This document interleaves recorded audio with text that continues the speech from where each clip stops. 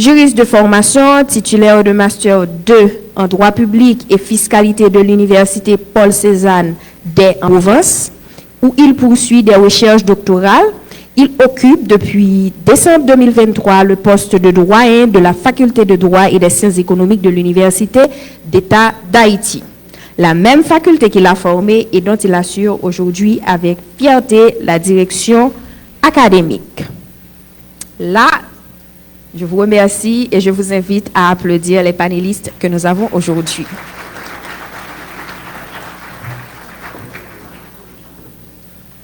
Merci, lieutenant Ganem. Je précise pour vous qu'après l'exposé des panélistes, vous aurez l'opportunité de leur poser des questions en rapport au thème débattu. Il y aura aussi des travaux en atelier et cette journée prend fin à 17h. Pour faire office de modérateur pour ce premier panel, Monsieur Paulson Pierre-Philippe, juriste, gestionnaire de programmes, consultant en relations et coopération internationale. Il est également spécialiste en gouvernance des écosystèmes de sécurité. Et pour ne pas lire entièrement ce parcours tellement long, je vous dirais que M. Paulson Pierre-Philippe a un parcours enviable en gouvernance publique et qu'il est également diplômé de la faculté de droit et des sciences économiques de l'Université d'État d'Haïti et qu'il est détenteur d'un diplôme d'études supérieures spécialisé DESS en gestion de l'école des hautes études commerciales de l'Université de Montréal et avec une formation en leadership et développement de l'Université Harvard aux États-Unis. C'est lui le coordonnateur général de ce forum auquel vous avez été conviés et votre présence traduit votre engouement pour le thème qui en constitue le noyau, quelle armée pour Haïti. Monsieur le modérateur, les assises peuvent commencer. Merci.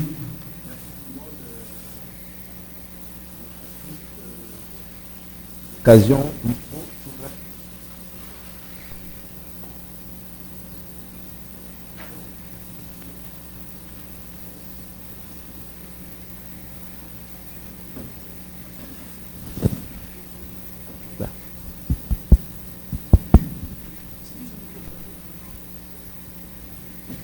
Quelques petits soucis techniques, je reviens rapidement. Merci Jura, merci de cette belle introduction, d'avoir avec Ganem introduit les prestigieux panélistes. Et sans plus tarder, nous allons aborder le nœud de l'événement qui est la présentation des différentes interventions des panélistes. Notre premier panel, c'est quelle armée pour Haïti, mission et vision. Et pour parler de ce sujet, nous avons les 4 panélistes qui vous ont été présentés.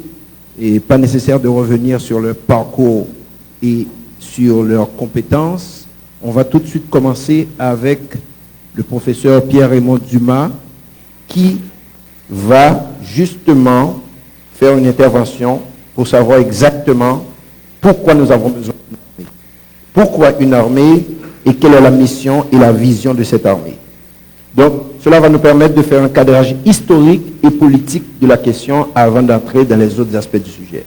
Monsieur Pierre-Raymond Dumas, vous avez l'honneur de prendre la parole dans ce forum sur les forces armées d'Haïti. Je vous demande d'applaudir Monsieur Pierre-Raymond Dumas, s'il vous plaît.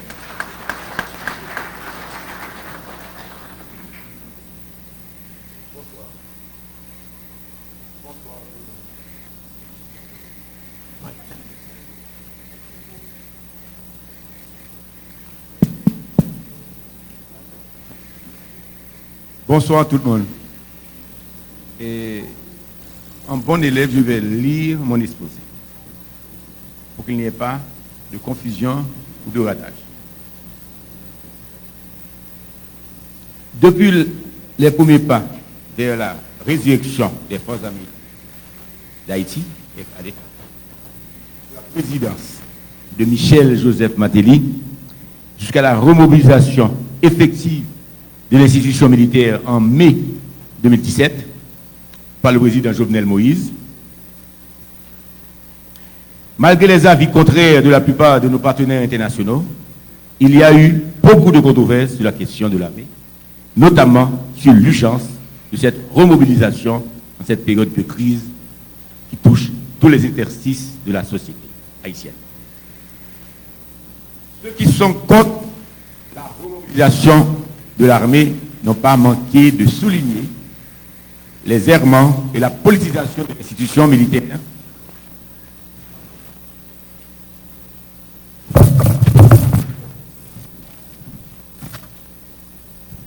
Ça va? Allô? Ça va? Oh, j'étais arrivé.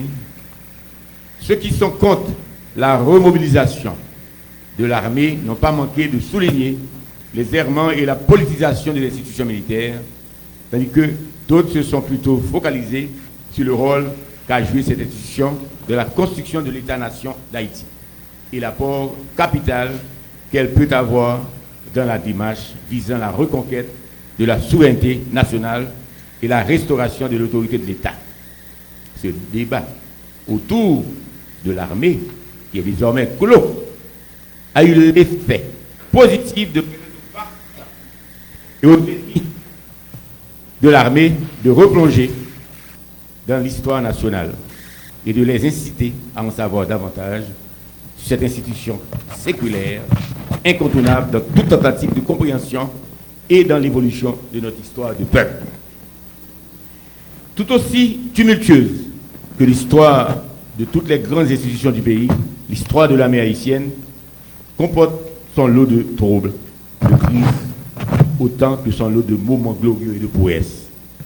Pour des raisons de durée de mon exposé, je n'évoquerai pas ici les caractéristiques de la force publique au XIXe siècle, appelée à juste titre siècle ou période des baïonnettes. Alors c'est une expression utilisée au XIXe siècle, la force publique, parce qu'au XIXe siècle, il y avait plusieurs forces militaires. Il y avait des forces permanentes, mais il y avait aussi des forces aléatoires. Après l'occupation américaine 1915-1934 qui a créé la gendarmerie d'Haïti, l'institution militaire a changé de dénomination en 3 occasions. Garde d'Haïti, alors gendarmerie d'Haïti en 1915, Garde d'Haïti 1928, Armée d'Haïti 1947, Forces armées d'Haïti 1958. Alors autant vous le dire tout de suite, pour certains partenaires internationaux, et peut-être jusqu'à présent, jusqu'à date, l'idée de Forces armées d'Haïti n'est pas la programmation idéale. Pour certains partenaires internationaux, jusqu'à présent, c'est une gendarmerie qu'ils auraient aimé voir émerger en Haïti. C'est une parenthèse. Transformer radicalement en une armée partisane, inféodée au régime macoute, donc politisée et servile, l'armée n'a jamais pu jouer un rôle de défense. Elle s'est toujours arrêtée à celui de police et de force répressive. Toute l'expression armée écrasée. Je ne sais pas si vous vous rappelez. Aujourd'hui, vous voyez un officier de l'armée d'Haïti, l'armée défunte, en tenue kaki, comme vous le voyez là maintenant, et puis l'autre semaine, vous voyez ce même officier en tenue de policier. C'était ça l'armée dont je parlais tantôt, l'armée, de fait, l'armée des Duvaliers. Donc il y avait une sorte de hybridation, d'implication entre les forces armées et les forces de police. Ceci est une remarque technique. L'armée haïtienne, celle qui est issue de l'occupation américaine, déformée par le colonel Paul Eugène Magloire et transformée calamiteusement par le duvalierisme, s'est effondrée en ce lundi 19 septembre 1994 comme un château de sable, après les coups d'État des généraux Henri Lanfy, Prosper Avril et le coup d'État raté du trio Biambi, Rébu, François, etc. Mais je me garde de vous donner trop de détails. Je vais vous dire d'aller consulter mes livres, mais comme mes livres ne sont plus, comment dire ça, disponibles, c'est pas la peine. Épuisé. Les problèmes posés par la professionnalisation de l'institution militaire au cours de son histoire, non seulement ne peuvent justifier le questionnement sur l'utilité l'utilité de la force militaire, car il n'est plus à débattre de l'importance de l'armée pour une nation, mais encore était une expression du problème et non le problème haïtien. La suite des événements dramatiques, depuis la dissolution de l'armée en 1995, a montré que le pays ne se porte nullement mieux sans la force militaire. Depuis plus de 3 décennies, la République d'Haïti fait face à une grave crise socio-économique et institutionnelle. Une crise de souveraineté, en somme, dont les conséquences abominables, non graves, si on peut dire, affectent l'État haïtien dans ses fonctions régaliennes de régulation des rapports sociaux et politiques, de contrôle du territoire et de protection de la population. Cette instabilité politique chronique a provoqué la décomposition du système social, la déstructuration de l'économie, la dégradation de l'environnement et l'affaiblissement de l'autorité de l'État. Bon, je pense que c'est à peu près ce qu'a expliqué un petit peu le lieutenant général et des guerriers dans son discours. Ce climat épouvantable, empêchant la mise en marche de la machine du développement et du changement, notre pays peine à trouver les politiques publiques et les leaders lui permettant de sortir de ces goulots d'étranglement que sont la pauvreté, le chaos et l'instabilité politique. Alors, dans mon approche, je ne parle pas de leader, mais je pourrais faire référence aux équipes gouvernementales. Ce n'est pas le travail d'un homme de sauveur, c'est le travail de toute une série de gouvernements. Cette œuvre de régénération, pour employer une expression très chère à ce président Sino Vincent. Et c'est précisément là que les FADH, revus et corrigés, si l'on peut dire, deviennent une institution clé de la création des conditions nécessaires au changement et au progrès collectif de le pays. Bien que le climat de sécurité généralisé, la prolifération des bandes armées et quelques événements aussi horribles ayant ce que le pays fasse renaître un sentiment de nostalgie des anciennes FADH par une frange de la population, en particulier chez les plus de 40 ans, comme moi, il n'en demeure pas moins que des secteurs de la population gardent encore de très mauvais souvenirs de cette défunte armée. Comme l'a souligné tantôt le Premier ministre, il ne s'agit pas de restructurer, de reconstruire la même armée, mais une nouvelle armée. Les théories modernes du développement politique qui ont pour objectif d'expliquer la naissance de l'État-nation considèrent comme autant de problèmes systémiques, universels, la mise en place d'une administration centralisée et rationnelle, d'une armée permanente, à commandement unifié et d'un système juridique indépendant. Ceci me pousse à me référer à Jürgen Habermas, commentant Max Weber, définissant l'État. Alors là, dans cette définition, je n'ai pas ajouté l'aspect fiscal. Pour Habermas, se référant à Max Weber c'est le grand historien de l'État, on peut dire. Donc, les caractéristiques des 3 piliers, c'est les 4 piliers. Même Habermas a ajouté l'État fiscal, c'est l'État moderne. Parce que pour payer M. Charlotte là, il faut donner l'argent. Ce n'est pas seulement pour payer et force de répression, il faut donner l'argent. Pour le système juridique avancé, il faut donner l'argent. Donc, Max Weber, à peu près dans ses lectures, a parfois omis l'aspect fiscal, les sources de financement de l'État. La reformulation par les théories des systèmes de ces registres doit permettre de prendre en compte le contexte spécifique où évoluent les 3 pouvoirs. Le sous-système juridico-policier a pour fonction de renforcer l'ordre établi en préservant la société de toute dégradation, mais il ne peut pas exclusivement disposer des potentiels de stabilité et de pouvoir dissuasif sur la société dont il s'agit de maintenir la cohésion. Alors, pour ceux qui parlent tantôt de restructurer l'armée de fondation, il faut comprendre aussi, et je pense que les intervenants, le Premier ministre, le lieutenant général et les guerriers, et je crois aussi les 2 universitaires, ils ont mis l'accent sur cet aspect. Il y a aussi le travail, l'existence d'une justice fonctionnelle. Et restructurer l'armée, refonder l'armée ne suffit pas. Il faut aussi qu'il y ait la part du pouvoir judiciaire. Il faut que vous ayez une justice qui fonctionne, qui ne soit pas une justice, et disons, vassalisé par, je ne sais pas, des groupes d'intérêt, je n'ose pas dire mafieux. Pour mener à bien cette tâche, il va sans dire que l'institution militaire, pour devenir une institution professionnelle au service de l'État-nation, je préfère le concept d'État-nation au très aléatoire concept d'État de droit. Il y a des pays qui fonctionnent, mais il n'existe pas d'État de droit. Hein? Et ces pays fonctionnent. Hein? Donc moi je suis de ceux qui est, comment dire, je suis très nuancé. Donc ceux qui pensent que vous allez imposer la démocratie par-ci, par-là, c'est pas un projet universel. Hein? Et n'allez pas dire ce que je n'ai pas dit. Devoir changer de cap, avoir une nouvelle orientation et de nouvelles attributions qui mettront toutes les unités de la force militaire au service de la population.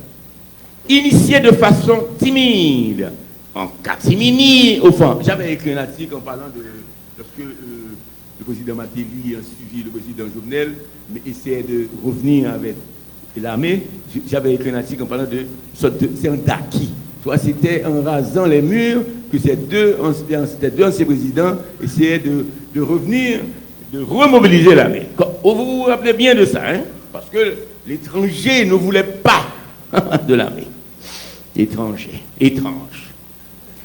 Initié de façon timide, donc à timini au fond, sans un véritable calendrier d'activité, la refondation de l'institution militaire a été à la base de la remobilisation de forces armées d'Haïti qui devront totalement changer de paradigme, tant sur le plan organisationnel que sur le plan géospatial, avec des règlements et des normes nouveaux. Donc, il ne s'agissait pas de simplement remobiliser l'armée, comme pu le réclamer. Il s'agissait de la moderniser, petit à petit, avec une nouvelle vision, de nouvelles attributions, et là, de nouveaux dirigeants. Est-ce le cas jusqu'à présent? Comme le décline amplement le décret du 26 octobre 2015 portant organisation et fonctionnement du ministère de la Défense, ce dernier, institution chargée de mettre en œuvre la vision stratégique de la politique de sécurité nationale et de la défense de l'État, doit jouer le rôle principal dans cette remobilisation de l'armée avec une feuille de route appropriée. En a-t-il les moyens? Avec quels dirigeants? Les institutions sont souvent le produit des dirigeants, avant qu'elles ne deviennent le produit du temps et de l'histoire. Disait, je me garde de citer son nom. Dès son rétablissement en 2011, le ministère de la Défense s'est vu assigner la lourde tâche d'éventurier les défis, de formuler et de mettre en œuvre la vision stratégique de la politique de sécurité nationale et de la défense de l'État d'Haïti. Le décret du 26 octobre 2015 portant organisation et fonctionnement, je me répète, et fonctionnement du ministère de la Défense fait de cette institution l'organisme central chargé de la coordination des actions de l'ensemble des agences et institutions gouvernementales œuvrant dans la conception, l'exécution, la supervision, le suivi et l'évaluation de la politique de sécurité, de défense et de souveraineté sur toutes les étendues du territoire de la République d'Haïti. Mission et vision s'interpénètrent, à mon avis. Tout est dit ici. La vision correspond à la doctrine, ou tout au moins fournit les éléments doctrinaux, les objectifs clés, tandis que la mission ne serait que la mise en œuvre des 10 objectifs ou modes d'action. C'est au niveau des actions, du suivi des politiques publiques, qu'il y a avant tout des insatisfactions liées à l'inertie ou à l'insuffisance des ressources tant matérielles qu'humaines. Je crois, et le professeur Eugène a insisté là-dessus, hein. Nous avons un mal endémique dans ce pays. C'est la discontinuité des actions au sein de l'État, des politiques publiques. Le contenu de la vision compte autant que l'exécution de la mission. Comme défini clairement à travers le plan stratégique du ministère de la Défense 2020-2023, il est souligné que la reconquête progressive de la souveraineté nationale passe par la reconstruction des forces armées pour reprendre le contrôle de nos frontières, intervenir auprès des populations en cas de catastrophe naturelle, assurer la construction et la surveillance des infrastructures stratégiques du pays. Cette reconstruction implique d'abord le renforcement des capacités institutionnelles des FADH ainsi que la formation des militaires, qui est une question incontournable. C'est une question qui m'a toujours taraudé, terrassé. c'est la façon dont on forme les policiers, par exemple. Comment former des policiers dans 3 mois, 4 mois? C'est pas possible, c'est pas normal. Et il y a autre chose qui m'a toujours stupéfait, c'est l'absence d'une académie de police. Point barre.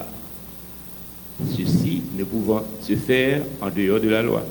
Il faudra une actualisation des instruments légaux portant réorganisation et fonctionnement des FADH.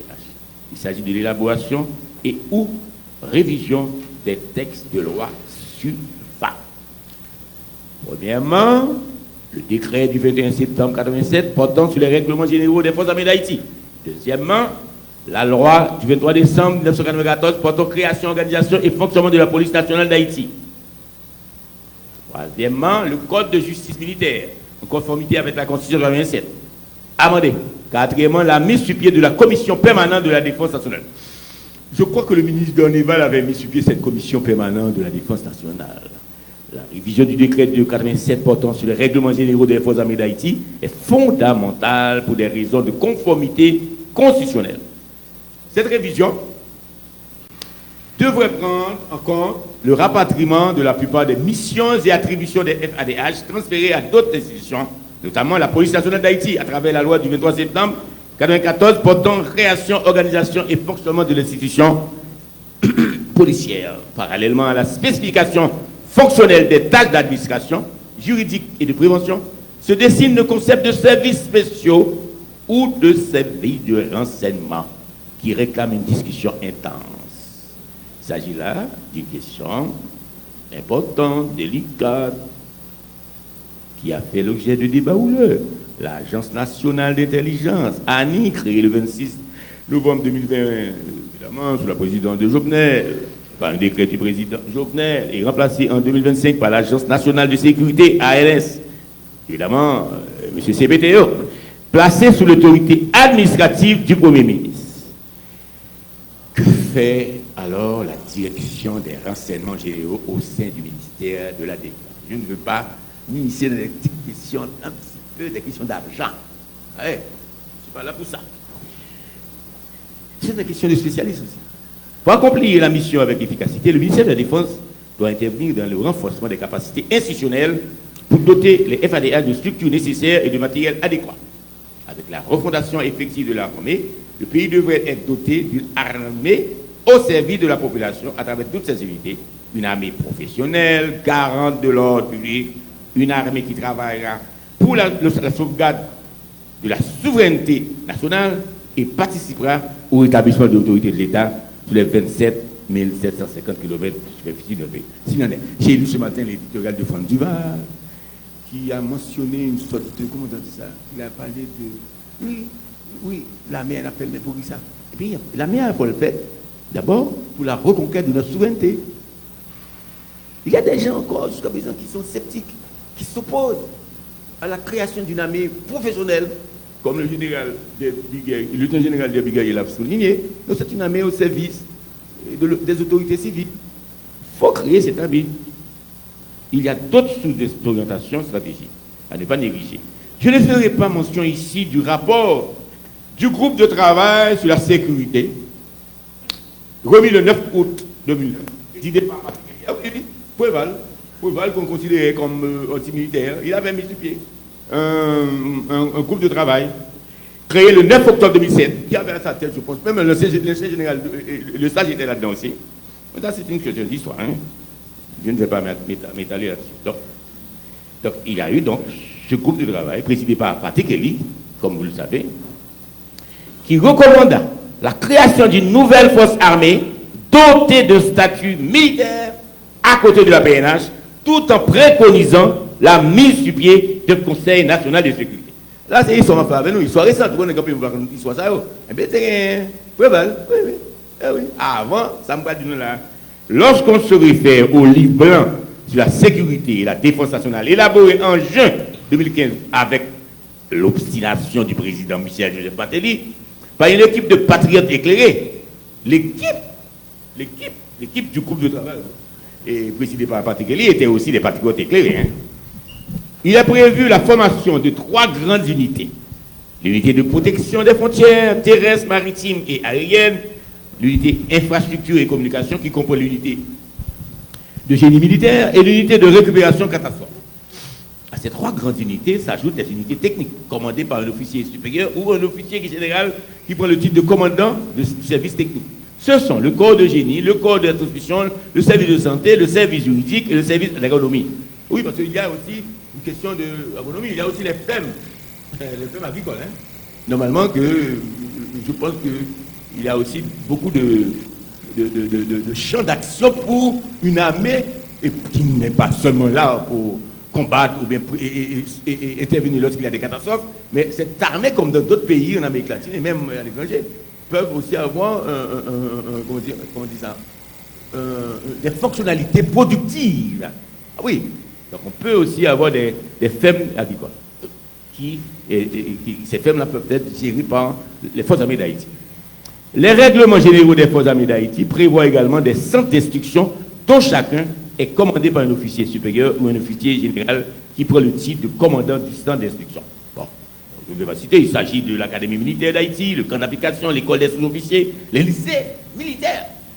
Et là, la référence du Premier ministre au service civique, au service militaire civique, correspond à ce qu'on appelle les lycées militaires. L'Institut supérieur de défense, l'Institut militaire de recherche des droits humains et du droit international humanitaire, le service culturel des forces armées d'Haïti, qui coiffe le service historique des forces armées d'Haïti, le musée des forces armées d'Haïti, les sectes militaires et les centres récréatifs. C'est une vaste programmation. Vous savez, il y a un autre aspect, et que j'aurais aimé insister là-dessus, c'est l'aspect création d'emplois. Ah non, mais je suis en train de bouffer le temps de Joseph Fébri qui n'est pas là. Parallèlement à cette restructuration interne des forces armées d'Haïti, un ensemble de mesures doivent être prévues tant pour réparer les locaux des FADH, acquérir de nouveaux espaces pour l'installation des services de l'armée, garantir une présence dans les postes frontaliers, que pour améliorer les conditions du travail du personnel du ministère de la Défense en général et des forces armées d'Haïti en particulier.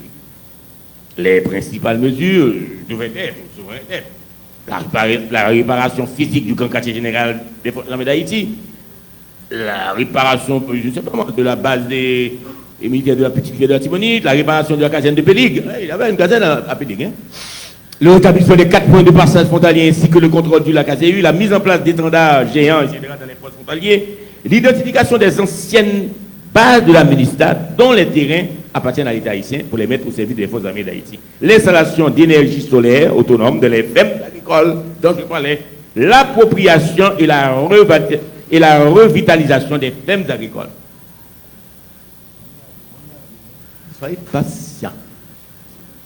Et la formation d'officiers. Ici, je reviens, c'est mon obsession. Il n'y a pas d'institution sans cadre formé. Il faut créer, il faut revenir, il faut mettre sur pied l'académie militaire.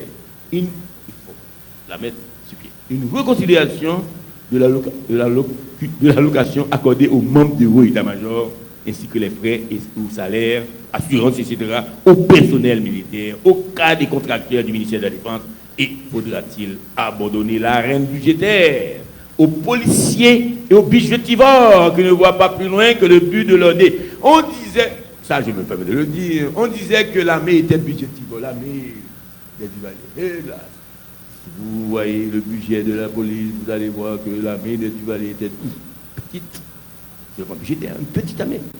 Donc la politique coûte beaucoup à l'État ici. Je sais de quoi je parle. J'ai écrit sur la police. J'ai fait le bilan de cette police. La refondation de l'armée ne saurait se faire sans la volonté d'élaborer et de mener à terme des programmes adaptés, modernes de formation, en étant liés à part entière au processus de démocratisation, aux défis économiques et environnementaux et aux menaces de catastrophes naturelles. Cette nouvelle vision doit donc s'insérer à travers tout l'espace national. En effet, la question de la sécurité étant étroitement liée au trafic des stupéfiants, à la traite des personnes et autres crimes transnationaux, la lutte contre les trafics en tout genre et la lutte contre la criminalité transnationale figurent parmi les nouvelles attributions des forces armées d'Haïti. Mais elle n'est pas la seule question qui pollue la vue des Haïtiens. Le problème fondamental d'où tout est parti est celui de la dépolitisation militaire Mais désormais, il y a beaucoup plus. Je vous remercie pour votre attention. Merci, professeur Dumas. Merci, professeur Dumas, pour cet exposé fleuve, c'est le moins qu'on puisse dire. Pour cet exposé fleuve, c'est le moins qu'on puisse dire.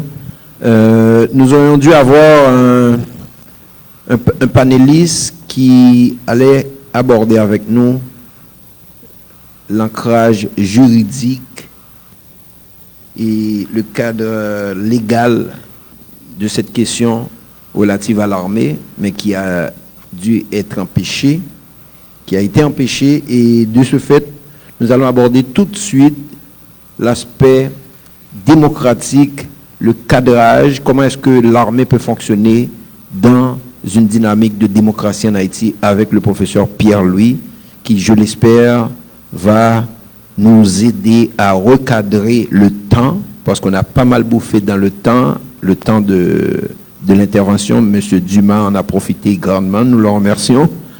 Mais maintenant, nous allons voir, est-ce que M. Pierre-Louis va nous faire l'honneur de nous aider à respecter le temps. M. Pierre-Louis, sous vos applaudissements pour l'aspect démocratique de l'armée.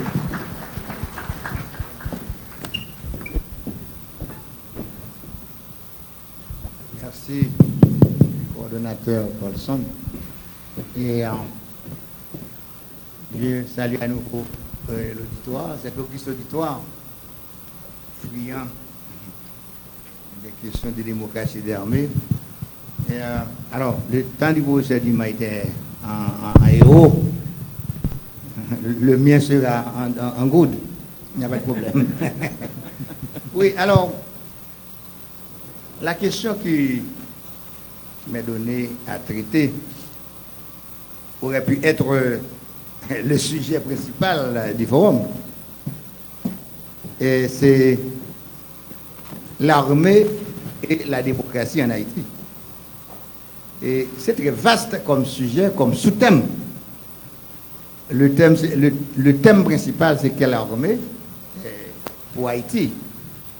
Et dans le contexte actuel, dans une perspective d'avenir, et dans le contexte de la mondialisation. C'est presque ça. Mais le sous-thème qui m'est cher, c'est l'armée et la démocratie. Alors, j'essaye méthodologiquement d'interpréter et de délimiter les sujets pour pouvoir les traiter dans le temps qui m'est imparti. Oui, surtout. Oui. L'interprétation et la délimitation de la thématique. L'armée et la démocratie. Alors, ce que je vous dis tout de suite, avant de cadrer le sujet, peut-on faire, si on veut la démocratie, est-ce qu'il suffit de moderniser l'armée, d'équiper l'armée, de bien payer l'armée, et de donner à l'armée toute l'infrastructure nécessaire, et puis on a la démocratie, c'est garanti. Ça, je soulève cette question. Bon. Maintenant, je reviens à la délimitation de mon sujet. L'interprétation et la délimitation, il s'agit en l'occurrence de déterminer la vision, la mission et les attributions des forces armées d'Haïti dans la construction de la démocratie et de l'état de droit en Haïti. C'est comme ça que j'essaye de délimiter et de cadrer le sujet. Pour cela, nous ferons un bref survol autour du fondement constitutionnel et la réalité, je vais dire l'effectivité, de la démocratie en Haïti, d'une part. Et d'autre part, regarder les interventions de l'armée dans la vie politique, ce qui a été déjà fait en Haïti, dans un passé plus ou moins récent, sa réalité d'aujourd'hui et les perspectives de sa transformation en un corps professionnalisé, auxiliaire des pouvoirs publics, soumis à l'autorité civile légitimement élue, au service de la démocratie, de l'état de droit, du développement économique du pays pour le bonheur du peuple haïtien. Ça, c'est ainsi que j'essaie de cerner le sujet. Maintenant, pour avancer, je reviens à ma question originelle qui a été épuisée presque très partiellement par le commandant en chef de l'armée, le lieutenant général Jarbi, qui a vraiment abordé le sujet et même il a traité. Bon, j'essaie de compléter à ce moment-là parce que j'ai écouté avec passion les discours du commandant en chef. Il a dit l'essentiel. Néanmoins, puisque le sujet c'est deux thèmes séparés, bon, en tant que professeur, j'essaie de concilier. C'est l'armée et la démocratie en Haïti. C'est deux thèmes, deux concepts séparés. Maintenant, j'essaie de les lier, de les relier, si vous voulez. Je veux dire que quand on parle de la démocratie, bon, je ne vais pas définir la démocratie comme de manière classique, comme c'est fait dans les bouquins. Mais j'essaie de vous dire que le concept de la démocratie est très discutable. Mais de nos jours, dans le contexte de l'État moderne, on essaye d'identifier certains critères. En tout cas, les critères pour dire oui ou non, on est dans la démocratie. Mais on va voir plus loin les typologies aussi de la démocratie suivant les États considérés. En termes de degré de développement, en termes de culture, en termes de position géopolitique, en termes de géographie, et en termes d'anthropologie. Donc, il y a plusieurs approches de la démocratie. Alors, la démocratie dans le sens ancien du grec, de démos, kratos, pouvoir le peuple par le peuple, pour le peuple, démocratie directe. On n'est pas là. On ne va pas développer ça. Maintenant, aujourd'hui, on dit que, alors, souvent tout ce qui est dit, c'est dans le système des Nations Unies. On dit qu'un pays est démocratique, premièrement, c'est un pays qui admet d'abord, qui accepte, qui admet dans sa constitution la question de la séparation des pouvoirs. C'est-à-dire, on n'est pas dans la confusion des pouvoirs. Quand je parle de séparation des pouvoirs, très tôt, Montesquieu a écrit dans l'Esprit des lois, tout homme qui a du pouvoir est porté à en abuser. Pour qu'il n'en abuse pas, il faut que par la disposition des choses, le pouvoir arrête le pouvoir. D'où l'origine de cette question, pas forcément l'origine, mais John Locke, bien avant, dans le Léviathan, et beaucoup d'autres théoriciens de l'ancienne école de la démocratie ont traité cette question. Mais aujourd'hui, comme je vous dis, dans le système des Nations Unies, on a identifié des critères. Premier critère, séparation des pouvoirs. Deuxième critère, c'est l'alternance, c'est le choix, la possibilité pour le peuple de choisir ses dirigeants. On n'impose pas des dirigeants au peuple de la démocratie. Donc c'est une question, la question de la légitimité et de la légalité dans le sens de la constitutionnalité du pouvoir. Et cette question de légitimité permet justement de créer confiance. Et quand je parle de confiance, je parle dans le sens latin du terme, crédere. Crédit, croire, confiance. Il n'y a pas de société de dirigeants et de dirigés sans la confiance. Aujourd'hui, est-ce qu'on a vraiment... C'est un ressort, même pour prendre les décisions impopulaires, parce que, bon, on peut prendre lorsqu'on veut redresser les institutions, parfois les dirigeants sont amenés à prendre des décisions impopulaires.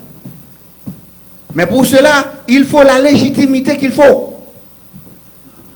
Et pas une bonne communication. Eh bien, on peut faire admettre des décisions impopulaires. Mais, dans une vision de développement, dans l'intérêt général, pour sauver l'essentiel, on peut amener à prendre des décisions impopulaires. Par exemple, si les hauts états-majors veulent sanctionner des militaires indisciplinés, bon, on n'aime pas la sanction. Mais l'autorité, ça fait partie des attributions légitimes, légales, constitutionnelles de l'état-major, du commandant-chef, on va sanctionner. On peut se plaindre à la radio, à bateau.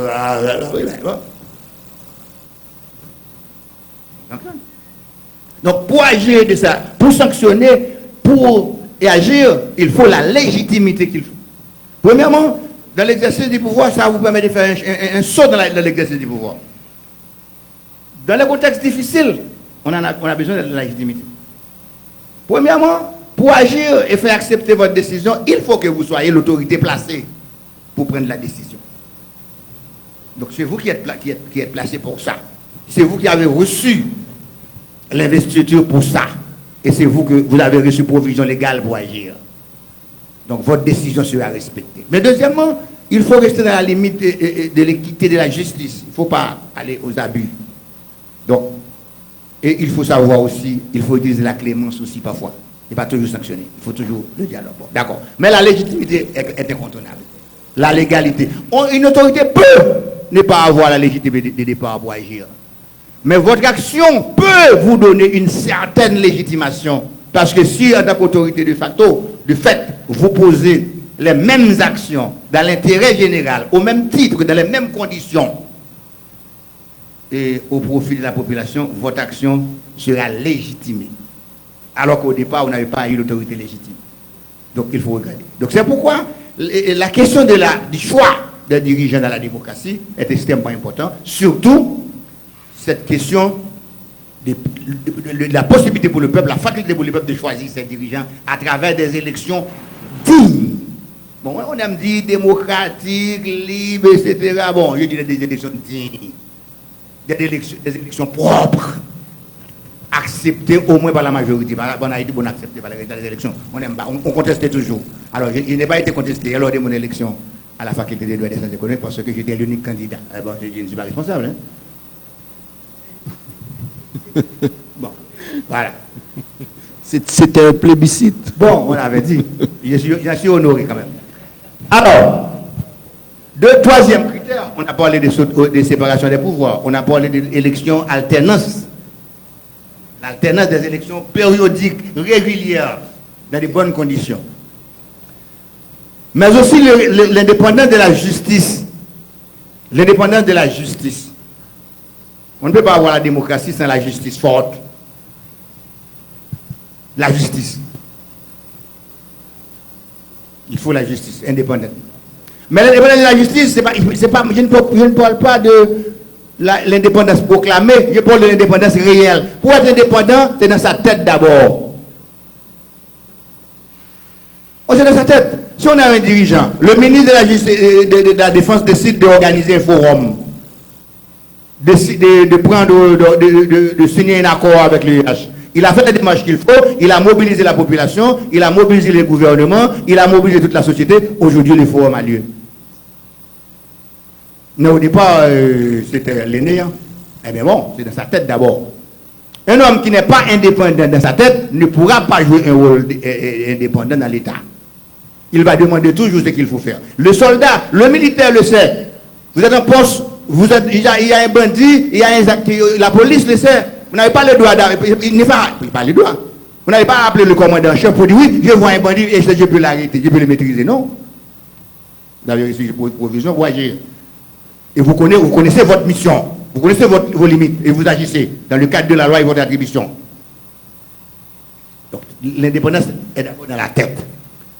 Donc, il faut la justice indépendante avec des hommes et des femmes qui aiment le pays, le patriotisme. Maintenant, la démocratie, l'alternance, etc. Mais aussi l'état de droit. Mais quand on parle de l'état de droit, l'état de nation, je peux répéter mon projet d'image. Il préfère l'état-nation au lieu de l'état de droit. Bon, je ne vais pas entrer dans ça, mon ami.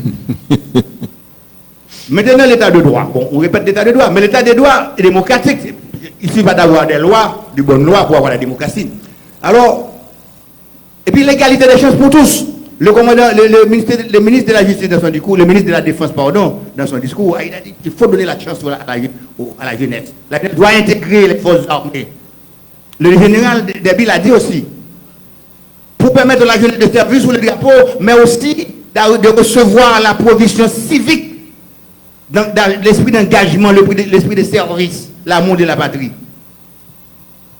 Le sens du civisme. L'égalité des chances pour tous. Donc, en gros, ce sont les différents critères aujourd'hui. Et puis aussi, il y a le droit à l'environnement aussi, qui est un nouvel élément qui intègre la panoplie des critères pour la démocratie aujourd'hui. Alors, est-ce que ça, il y a ce qu'on appelle la démocratie proclamée et la démocratie réelle et effective. Je sens que le professeur Eugène va se rapprocher de la fin. La démocratie proclamée, c'est ce qui est dit dans la loi. Est-ce qu'on peut changer? Alors, si vous ne le laissez pas, je ne vais pas bouffer l'État, mais il ne faut pas non plus. Non, c'est juste comme ça. J'ai peur de la pression que... Alors, Est-ce qu'il faut des bonnes dispositions constitutionnelles, légales, pour avoir la démocratie? Non. Ce sont les hommes et les femmes qui font de la démocratie. Bon, alors, tout de suite, sur la pression du coordonnateur, je vais rentrer dans la typologie. Il y a des démocraties pour les pays occidentaux, qu'on appelle les démocraties libérales occidentales. Est-ce que forme de démocratie, ça, c'est ce que nous besoin en Haïti? Est-ce qu'il suffit d'avoir des élections périodiques et puis on va les besoins prioritaires? Alors il y a une approche dans les pays du Sud comme Haïti. Est-ce qu'il y a un peuple qui n'a pas manger, boire, et qui n'a pas accès à l'eau potable, qui n'a pas une sécurité pour le dormir, qui n'a pas dormir la caille les soirs, qui n'a pas courir dans la rue, côté université fermée,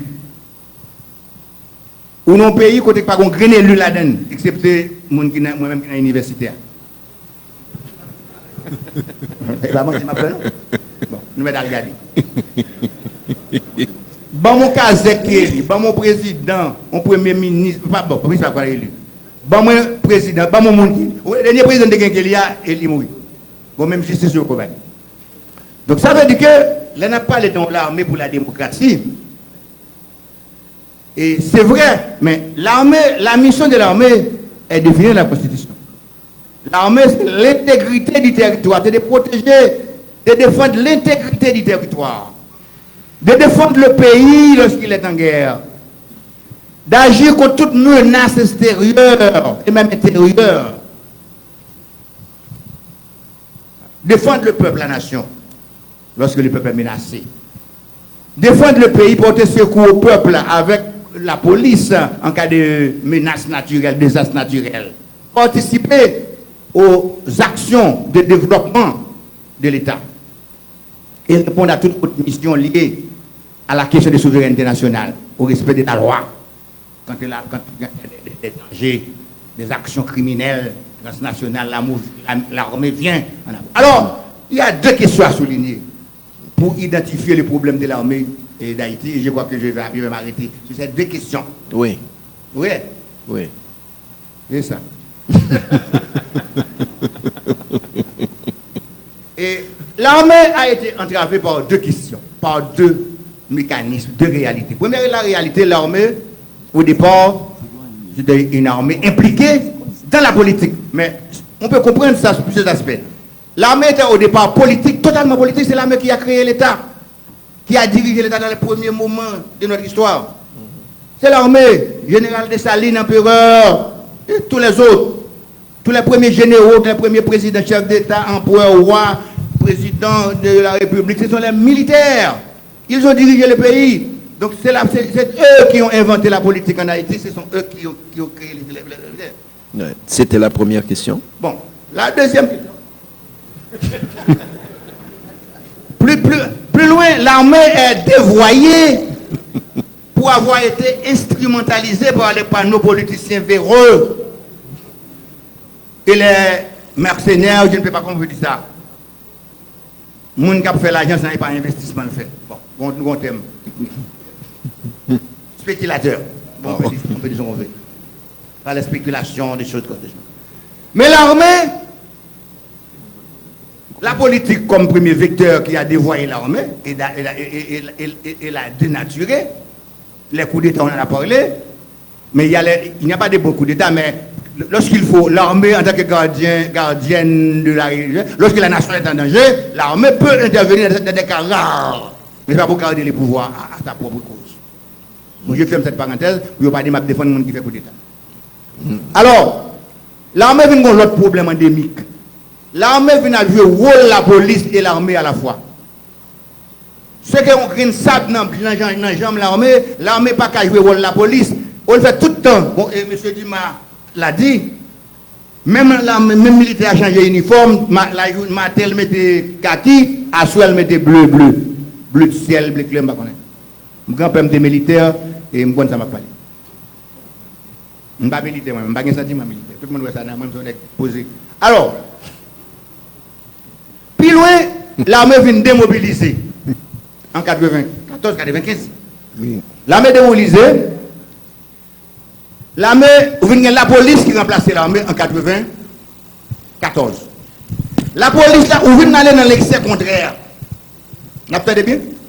ou aller dans l'excès contraire. L'armée a joué rôle à la fois l'armée et la police, défendre les territoires, l'intégrité du pays, etc.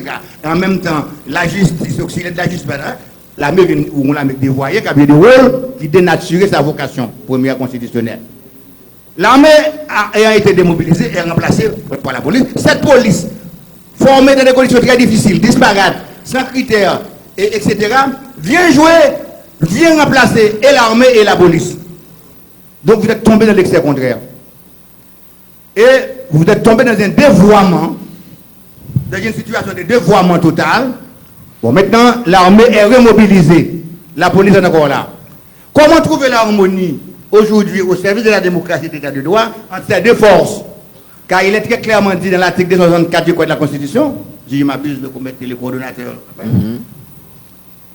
la force publique est exercée par deux forces en partage, l'armée, la force armée d'Haïti et la police nationale d'Haïti. Dans un premier mot dans notre histoire, l'armée jouait les deux rôles, police et armée. Dans un deuxième temps, l'armée a été démobilisée. La police voulait jouer ces deux rôles, d'où l'échec de la police. Bon, moi, j'ai passé plus que 20 ans à conseiller la police, il ne parle pas d'échec des commandants de la police, je ne dis pas ça. Mais on a constaté qu'on a une police qui ne peut pas répondre à sa mission, à sa vocation. Oui. Aujourd'hui, on a ces deux forces prises, et l'armée est mobilisée, la police est encore là.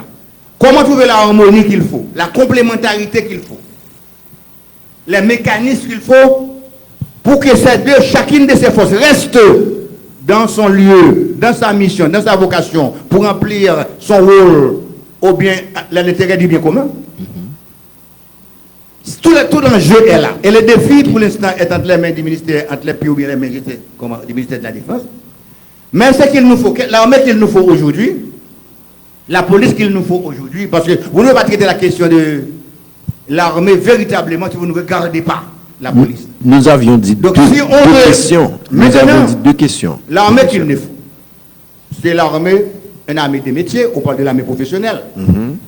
Et dans un échange que j'ai eu antérieurement avec le ministre de la Défense, il a dit très clairement, là, quand on dit l'armée professionnelle, j'ai posé la question moi-même, qu'est-ce qu'on attend aujourd'hui par l'armée professionnelle? Mais l'armée professionnelle est une armée qui remplit qui connaît sa mission, qui remplit sa mission, qui a les moyens pour remplir sa mission et qui reste dans sa mission. Mais la question fondamentale, je le dis au commencement. La dernière question fondamentale. Non, c'est la dernière question. Non, mais c'est vraiment la dernière question. Qui reste demeure soumise à l'autorité civile légitime, qui reste dans ses casernes, qui remplit son rôle, qui fait son travail, qui se forme, qui s'active, qui s'entraîne, qui s'équipe, mais qui reste soumise à l'autorité civile, au service de la nation, de la patrie, au service du développement. Je vous remercie. Bravo. Je vous demande... J'aurais pu aller plus loin, mais mon ami m'a... Non. Je remercie encore le doyen de la faculté des droits et des sciences économiques. Alors, petite anecdote, je ne vous dirai pas l'âge du doyen, ni mon âge, mais moi et le doyen, nous étions condisciples de classe à la faculté de droits et des sciences économiques. Je vous demande de l'applaudir encore une fois. Merci.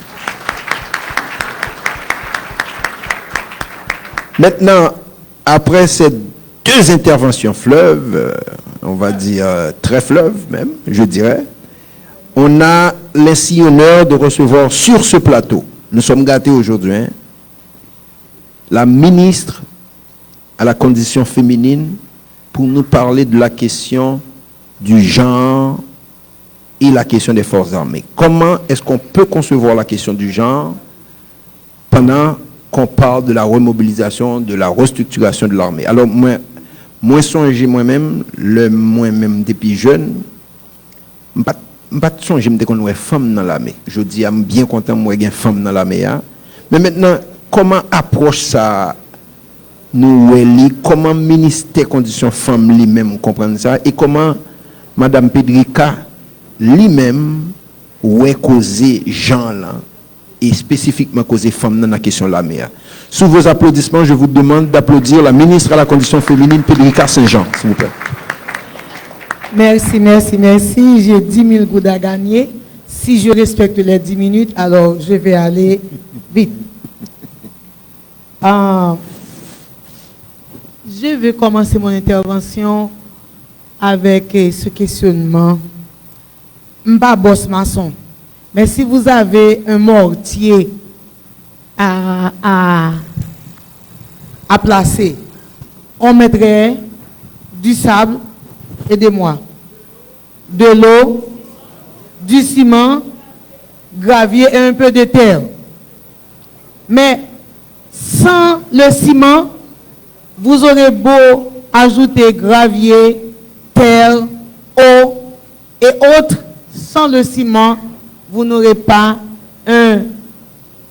quelque chose de dur, de consistant, de permanent.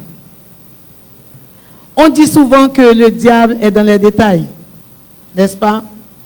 Mais je dirais en plus qu'une stratégie injustement édifiée est une mauvaise stratégie.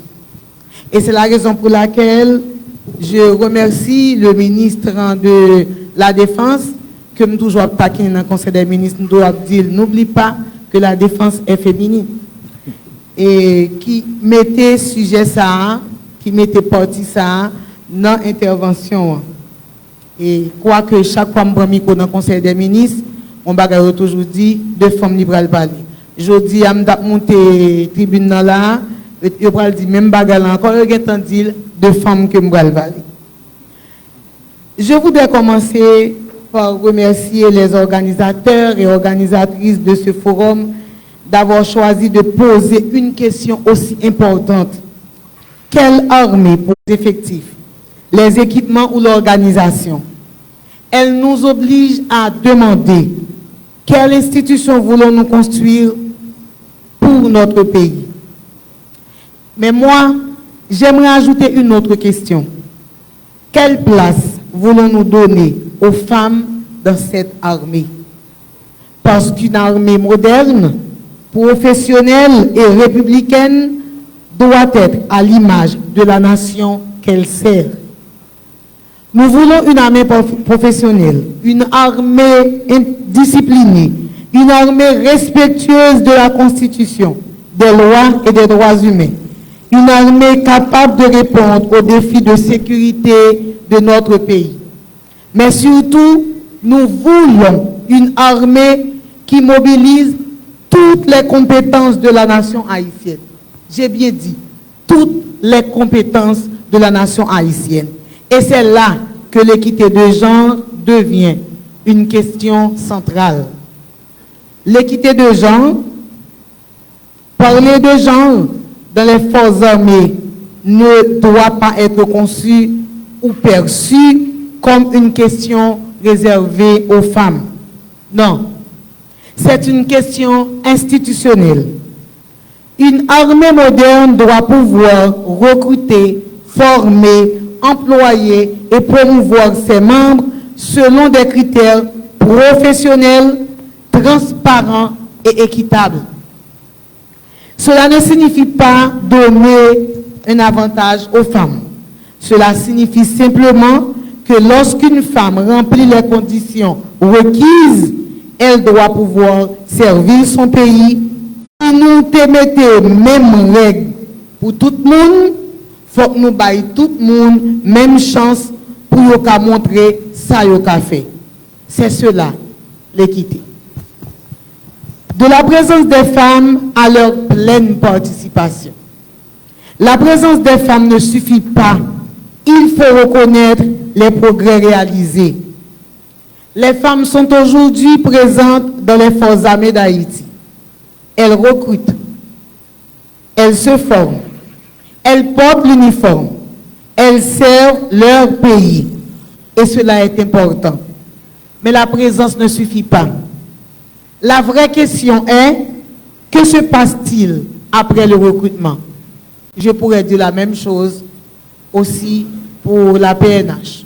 Et tout récemment, j'ai eu une longue discussion avec le DG de la PNH et c'est ce que je viens de faire avec le ministre de la Défense. Il ne faut pas seulement recruter pour recruter, mais il faut que toutes les chances soient attribuées aux hommes et aux femmes. Après le recrutement, combien de femmes terminent leur formation? Dans quelles spécialités sont-elles orientées? Quels métiers militaires peuvent-elles exercer?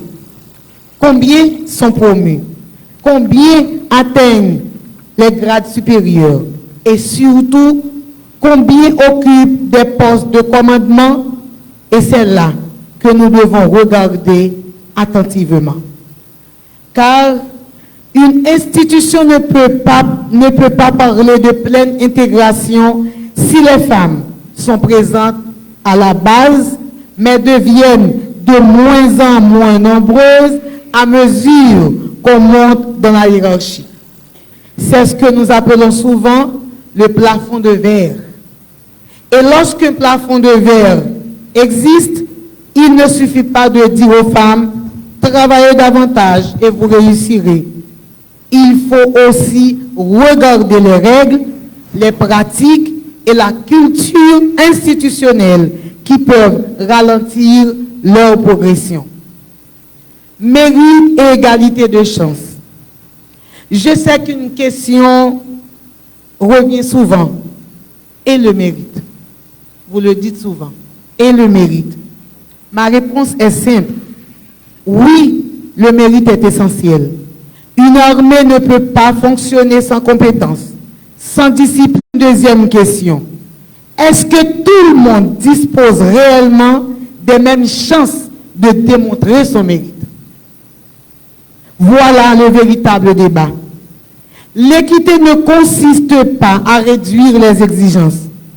Elle consiste à faire en sorte que les exigences soient les mêmes pour toutes et pour tous. Nous ne demandons pas moins d'exigences pour les femmes. Nous demandons que les femmes qui répondent aux exigences puissent accéder aux mêmes opportunités. Le mérite doit ouvrir les portes, pas les fermer. En plus, il y a des gens qui disent à pas fait ministre avec ministère conditions femmes à parler d'égalité chance femmes avec garçons. Eh bien comment? Femme pour marier avec femme, garçon pour faire petite dans place femme, etc. L'égalité que nous demandons, quel que soit le mot qu'on emploie, équité, parité, quota, eh bien, nous voulons pour toute femme qui a même chance avec garçon, tout côté décision à prendre, tout côté qui a pouvoir qu'à exercer. Toutes les filières doivent être accessibles. Dans cette logique, nous devons également réfléchir à l'accès aux différentes filières militaires. Il ne devrait pas exister par principe des fonctions naturellement masculines et d'autres naturellement féminines. Gon déséquilibre.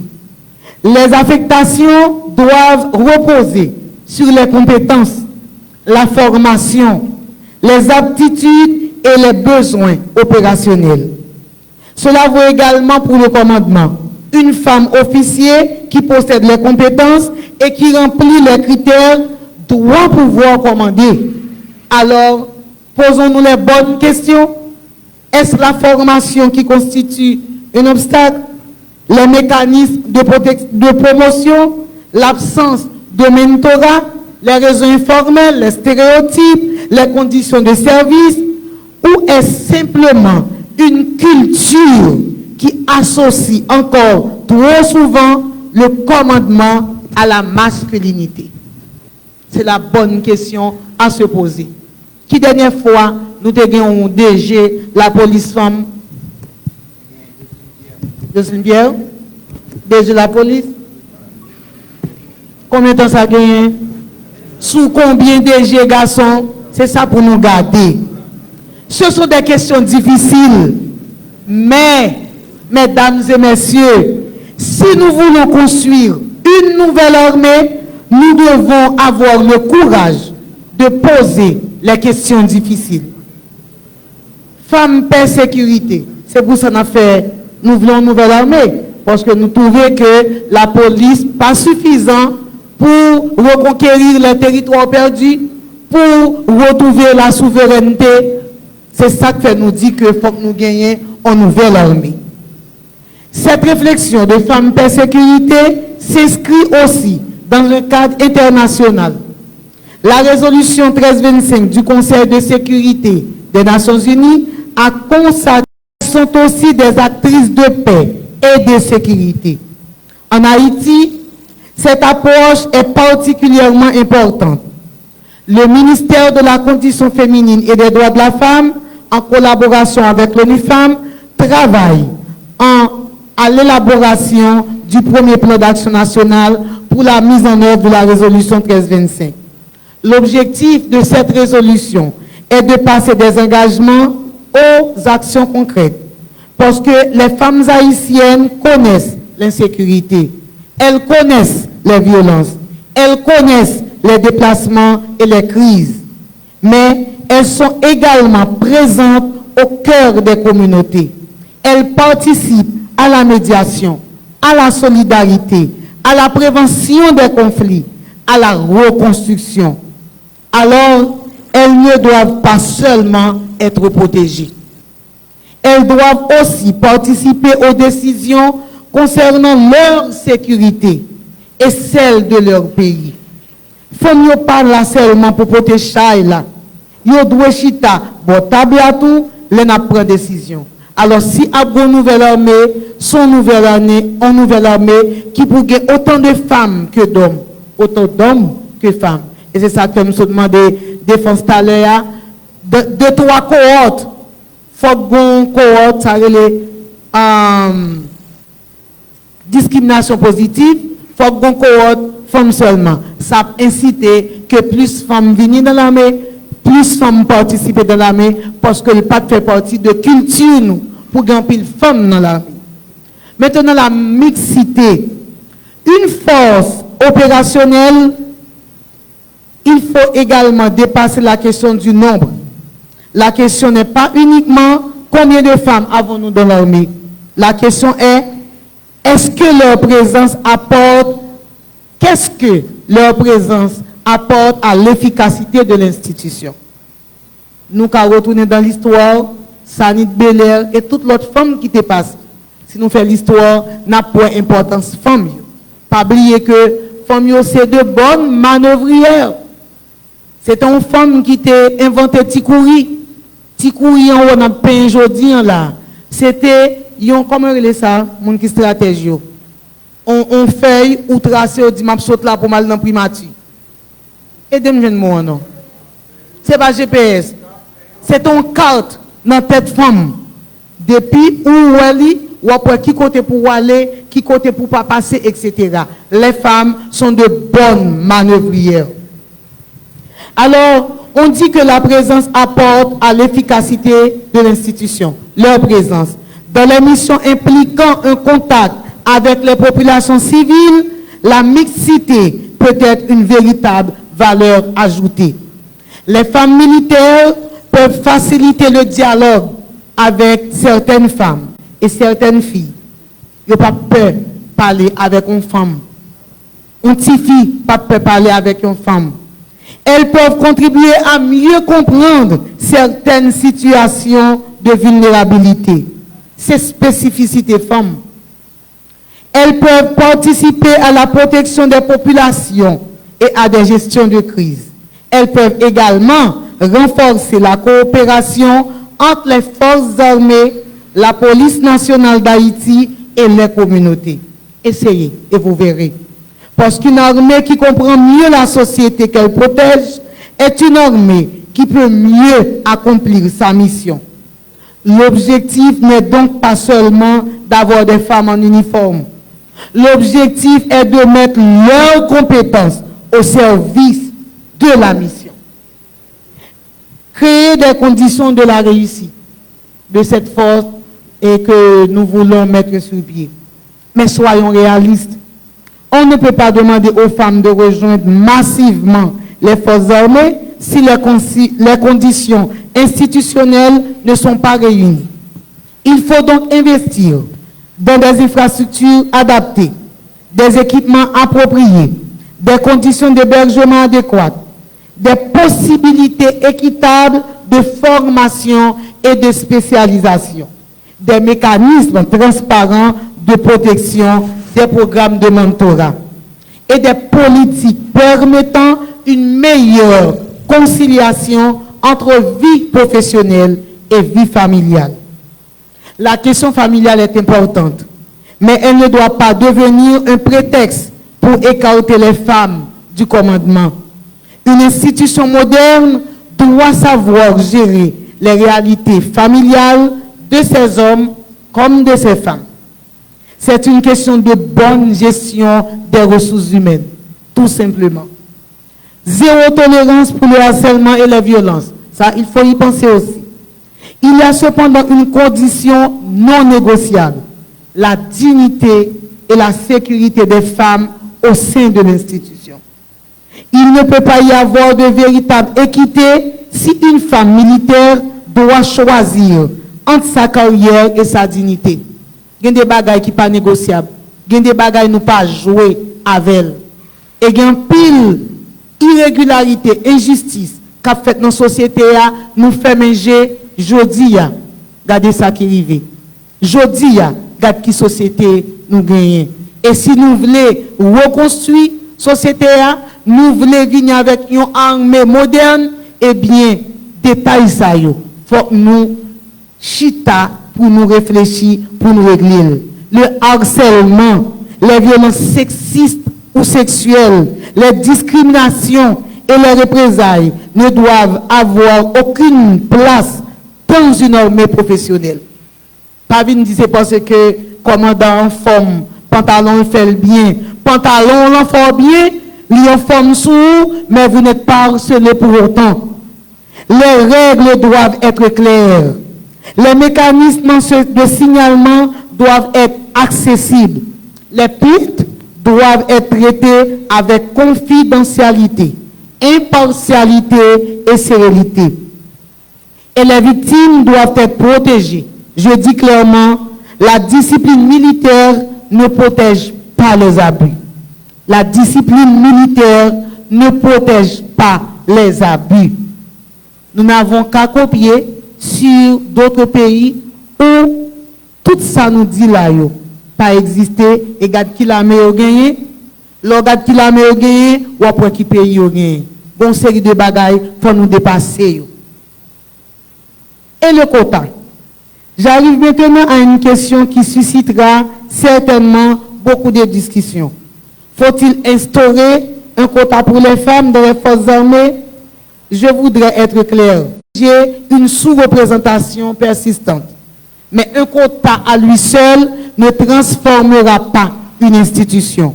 Nous devons donc éviter deux erreurs. La première serait de dire le quota ne sert à rien. La deuxième serait de croire avec un quota, le problème est réglé. Non, le problème ne sera pas réglé. Un chiffre peut mesurer un progrès, mais un chiffre ne change pas à lui seul une culture institutionnelle. Un quota sans transformation,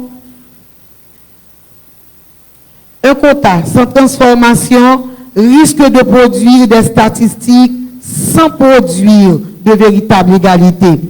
Mais l'absence de tout mécanisme correctif peut aussi permettre au déséquilibre de se maintenir pendant des années. C'est pourquoi cette question mérite un débat sérieux, national et institutionnel. Si quota il y a, il doit être mesurable. Si nous décidons collectivement qu'un quota est nécessaire, alors il doit être concret. Il faudra répondre à plusieurs questions. 1. Quel seuil? 2. Pour combien de temps? 3. Pour le recrutement seulement ou également pour la promotion? Comment garantir l'accès aux fonctions de commandement? 4. Qui mesure les résultats? 5. Que faisons-nous lorsque les objectifs ne sont pas atteints? À mon sens, tout mécanisme éventuel devait être progressif pour permettre à l'institution de s'adapter, réaliste en fonction des capacités de formation mesurables afin de suivre les progrès, limité dans le temps si sa vocation est de corriger un déséquilibre et surtout accompagné des réformes structurelles. Parce que le chiffre ne doit jamais remplacer la transformation. Maintenant, où voulons-nous être dans 5 ans ou dans 10 ans? Le débat doit maintenant devenir concret. Je propose que nous posions une question très simple. Où voulons-nous voir les femmes dans les forces armées d'Haïti dans 5 ans, dans 10 ans? Nous devons pouvoir mesurer le progrès en matière de recrutement, formation, spécialisation, maintien en fonction, promotion, grade supérieur et surtout commandement. Et ces données devraient être suivies régulièrement parce que, mesdames et messieurs, ce que nous ne mesurons pas, nous avons beaucoup de difficultés à le corriger. Nous devons donc passer d'une logique de déclaration à une logique de résultat. 5 messages à retenir de mon intervention. Mesdames et messieurs, si je devais résumer mon intervention en 5 idées, je dirais ceci. Premièrement, l'équité de genre n'est pas une question secondaire. Elle fait partie du professionnalisme d'une institution alors militaire moderne. Deuxièmement, la présence des femmes ne suffit pas. Elles doivent pouvoir accéder aux différentes filières, progresser et commander selon leurs compétences. Troisièmement, la mixité peut être une force opérationnelle, notamment dans les missions au contact des populations. Quatrièmement, la féminisation exige des conditions concrètes, formation, infrastructure, équipement, mentorat, promotion, transparente et prévention du harcèlement. Cinquièmement, la question du quota doit être abordée sans dogmatisme.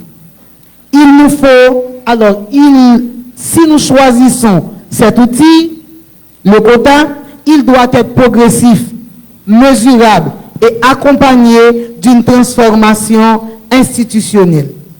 En conclusion, quelle armée voulons-nous pour Haïti, mesdames et messieurs? Lorsque nous parlons de l'armée de demain, nous parlons en réalité du pays que nous voulons inscrire, que nous voulons construire, dis-je. Une Haïti plus sécurisée, plus stable.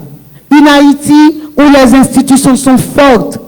Une Haïti où la compétence est valorisée, où les droits sont respectés. Une Haïti où les femmes ne sont pas seulement appelées à soutenir la nation, mais peuvent aussi la servir, la protéger et la diriger.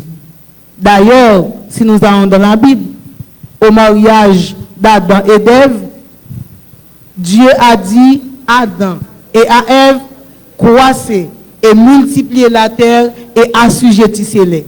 Il n'a pas dit croissez, multiplier seulement. Il dit assujettissez tout ce qu'il y a sur la terre. Ça veut dire mettez toute bagaille sous contrôle, nous deux. Alors, depuis le jardin d'Éden, depuis la création, le problème n'a été résolu. Nous ne devons pas construire une armée simplement plus grande. Nous devons construire une armée plus professionnelle, plus moderne, plus républicaine et plus représentative de la nation. Une armée qui représente la nation ne peut ignorer les compétences et la contribution des femmes haïtiennes. Alors, la question n'est pas est-ce que les femmes ont leur place dans les forces armées? La vraie question est, sommes-nous prêts à construire une institution dans laquelle les femmes ont réellement la possibilité de servir, de progresser et de commander? Ça, c'est ça pour vraie question. C'est cette question que je souhaite laisser à notre réflexion collective. Et c'est aussi cette question que l'atelier consacré cet après-midi à la place des femmes dans les forces armées, respect du quota, problématique du genre, devra approfondir. Je souhaite donc que cet atelier ne se limite pas à répondre oui ou non au quota, je souhaite qu'il nous permette de réfléchir à 4 choses. Quel modèle nous voulons, quel calendrier nous voulons, quel mécanisme devons-nous mettre en place et surtout, quelle transformation de l'institution sommes-nous prêts à engager? Qui a même besoin de gagner, qui transformation que nous besoin porter, comment le payer avant et que Kounyan, comment le capi bon. Car au fond, le véritable enjeu n'est pas seulement le nombre de femmes en uniforme. Le véritable enjeu est de savoir si l'armée que nous voulons construire aujourd'hui sera capable de reconnaître, de mobiliser et de valoriser toutes les compétences de la nation haïtienne. C'est à cette condition que nous pourrons établir, parler d'une armée moderne, professionnelle et républicaine, une armée au service de toute la nation. Merci. Merci. Encore une fois, merci à la ministre Pédrica Saint-Jean. On dit souvent ce que femme Dieu veut, Dieu le veut. Et devrions-nous croire que la parole de la ministre est une parole divine? Bon, je vous laisse la question. Et maintenant que nous avons parlé d'équité de genre, maintenant, allons voir ce que l'armée représente dans l'imaginaire haïtien. Je me rappelle quand j'étais plus jeune, j'écoutais la radio et à la télé et j'entendais, je voyais ce grand orateur qui s'exprimait à la radio avec beaucoup d'élégance et je me disais, est-ce qu'un jour je pourrais peut-être m'exprimer avec autant de grâce, avec autant d'élégance? C'est pour vous dire que je suis privilégié aujourd'hui de partager ce podium avec le ministre de la Culture, ce grand orateur, le docteur Emmanuel Ménard, que je vous demande d'applaudir. On a 2 ministres sur ce panel. On est choyés, on est gâtés. Docteur Emmanuel Ménard, qui va nous entretenir sur la question de l'imaginaire haïtien, de l'armée dans l'imaginaire haïtien. Docteur Ménard, la parole est à vous. Merci. Distingués invités, au seuil de ma prise de parole, je voudrais féliciter les initiateurs de cet événement, un événement sans précédent, marquant une rupture avec un passé dégradant et qui ouvre la voie à un avenir prometteur. J'admets avoir eu un plaisir jouissif en acceptant, dans les limites de mes compétences bien sûr, de traiter ce thème combien significatif, un thème qui charrie à lui seul les contours inépuisables d'une pensée nationale autour de l'une ou de son institution fondatrice. Malgré les campagnes souterraines et visibles menées contre l'armée par des anarchiques et des radicaux, porteurs d'idéologies tombées longtemps en désuétude, des marchands de rêves et d'espérances tronquées, Haïti se trouve aujourd'hui à la croisée des chemins jusqu'à réunir des bien-pensants de la société autour d'une idée force. Quelle armée pour Haïti? Alors mes propos ne participent pas à une démarche de légitimation ou de soutien à l'armée. Ce sera l'expression patriotique de réflexion plurielle, de réflexion dépouillée de tout nationalisme cocardier pour aborder avec sérieux et sérénité un sujet empreint de solennité et de charges historiques, l'armée dans l'imaginaire haïtien. Mesdames, Messieurs, il y a plus de 2 siècles, des hommes et des femmes arrachés de leur terre, de leur culture et de leur imaginaire, pliés sous le fouet du commandeur impitoyable, se sont forgés une cuirasse en vue de résister à la force brute incarnée par la colonisation, par l'esclavage. Ces hommes et ces femmes ont appris sur le tas à se battre, les mains nues souvent, avec des armes rudimentaires dont ils font une appropriation au service d'un idéal commun. Cet idéal, c'était la liberté.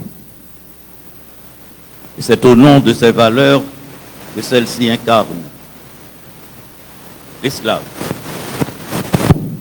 ces femmes, l'homme noir, s'est toujours opposé à sa condition d'opprimé, ont acquis au fil des combats des automatismes qui les rendaient invincibles. Et le moment venu, dans un corps à corps avec l'ennemi, ils ont réduit à sa plus simple expression, battu dans les flasques de sang et de boue, à la Crête à Pio, à Verdière, l'armée à l'époque la plus aguerrie du monde. L'armée haïtienne est l'une des rares, en comparaison bien sûr avec les institutions militaires établies dans la zone, dans l'Amérique ou à travers le monde, qui représente des caractéristiques aussi spécifiques. Notre armée, l'armée indigène, elle est authentique, identitaire, salvatrice et en même temps révolutionnaire. Elle est authentique par son origine, elle précède la nation haïtienne. C'est l'armée qui a créé l'État avant que la nation soit. Elle est fondatrice car c'est un facteur qui en fait une institution particulière, non seulement faiseuse de guerre, vecteur d'affrontement, mais c'est une institution qui a assumé ces deux moments de la créativité, la destruction d'un passé et la mise en place d'un avenir national. L'armée haïtienne est identitaire par sa singularité, ses particularités culturelles, essentiellement nôtres, autant de sa gestation, par sa bravoure, sa solidarité.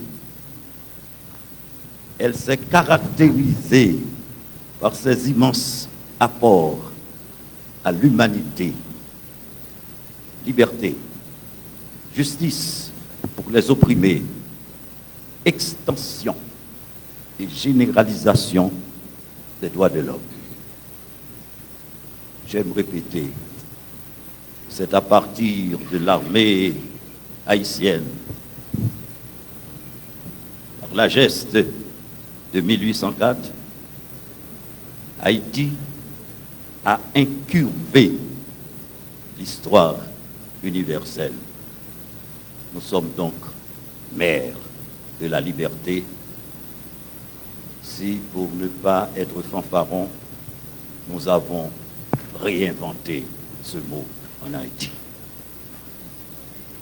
Et l'armée haïtienne a été là au Spartacus de la grande romantique, a échoué avec des Toussaint Louverture, des Christophe de Dessalines, des Pétion et j'en oublie. L'armée a été un vecteur de liberté, de justice sociale et aussi de paix. On ne peut pas avoir la paix sans avoir fait la guerre. Mais attention, on peut gagner la guerre et perdre la paix. L'armée haïtienne a réalisé la seule révolution anti-esclavagiste dans l'histoire de l'humanité.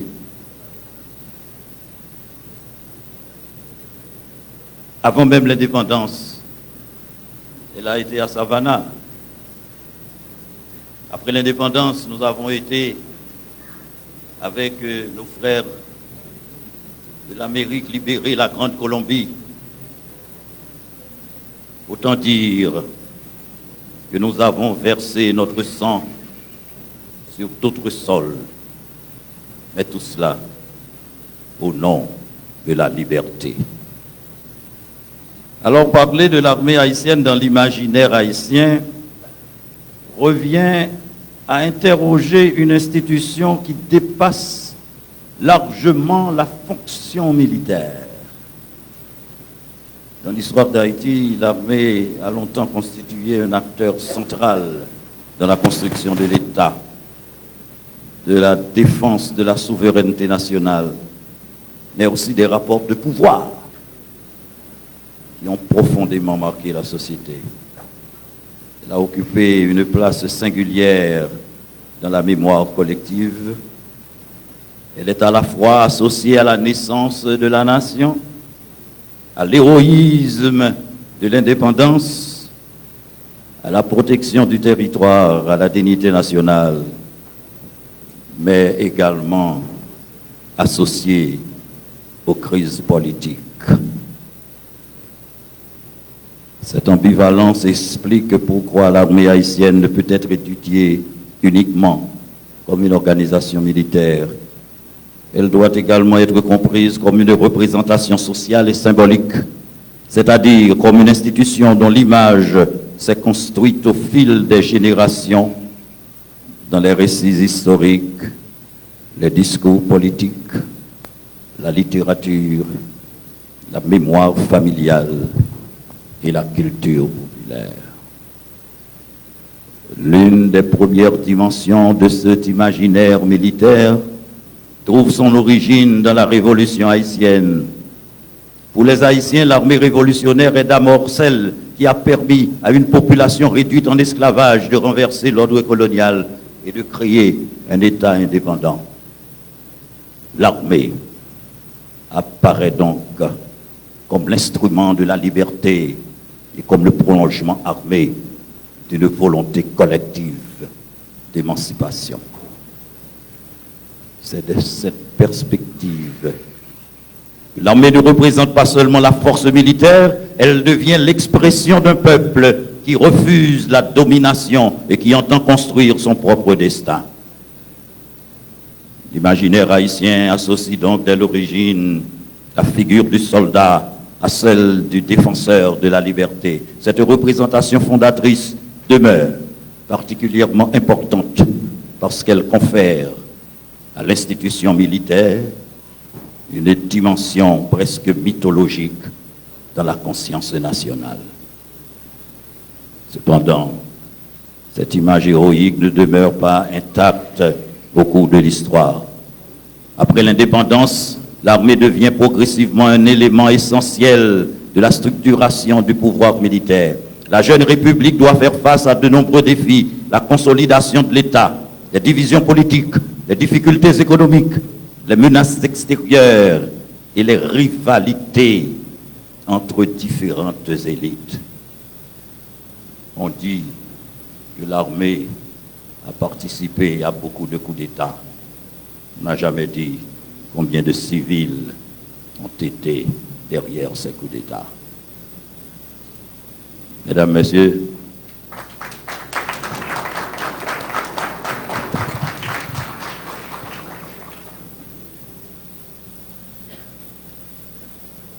l'armée a toujours été l'ossature de l'État. Même Firmin, le grand Firmin, s'est affublé de son titre de général et a enfilé son costume militaire. il a fallu attendre l'arrivée de ce juriste, ce grand civiliste Jacques Mélien, le premier président civil de la République haïtienne, Michel Oreste. Ils ont été tous au pouvoir, ils ont été tous des militaires. L'armée a tellement fait pour la nation qu'on ne peut pas dire qu'elle a tout fait. Il lui reste tellement à faire qu'on ne peut pas dire qu'elle n'a rien fait.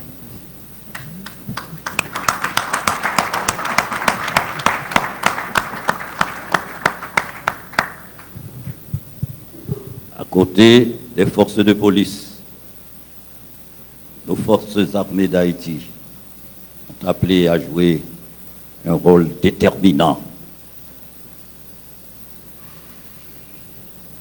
pour le rétablissement de la sécurité, mais aussi pour redonner aux citoyens haïtiens sa fierté d'antan et recouvrer sa dignité et la souveraineté nationale.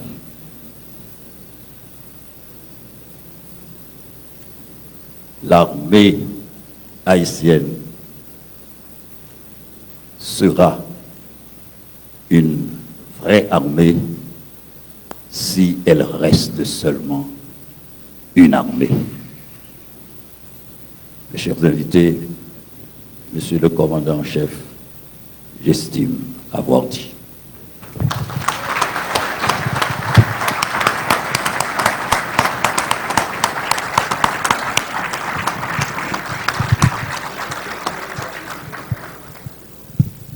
Je pense que j'avais raison de continuer à rêver et continuer à être inspiré par ce grand homme, le docteur Emmanuel Ménard. Encore sous vos applaudissements, s'il vous plaît. Nous avions prévu une période de questions-réponses, mais étant donné que le temps nous fait défaut, je vais vous proposer, en toute idée de démocratie, de mettre ces périodes de questions-réponses dans les séances de travaux pratiques qui vont suivre tout de suite. Vous allez avoir des gens du protocole qui vont se mettre debout et qui vont désigner les différents ateliers. Nous avons 4 ateliers, 4 groupements, et vous allez suivre ces gens du protocole qui vont vous répartir en 4 groupes. Et je vous invite à porter vos questions, vos commentaires dans ces travaux en atelier. Et après les travaux en atelier, avant d'aller au lunch, nous ferons la restitution. Je vous remercie beaucoup de votre patience, d'avoir attendu avec nous, d'avoir observé tout ce temps.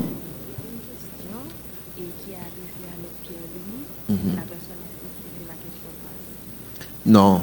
Nous prenons les questions dans les ateliers parce que nous avons vraiment dépassé le temps. Je vais quand même soumettre ces questions dans les ateliers. Donc, nous vous remercions tous et nous vous disons à bientôt dans les séances d'ateliers pour les questions, les suggestions, les commentaires. Et à tout à l'heure pour la restitution après les ateliers. Merci et encore une fois, sous vos applaudissements, nos chers panélistes, s'il vous plaît.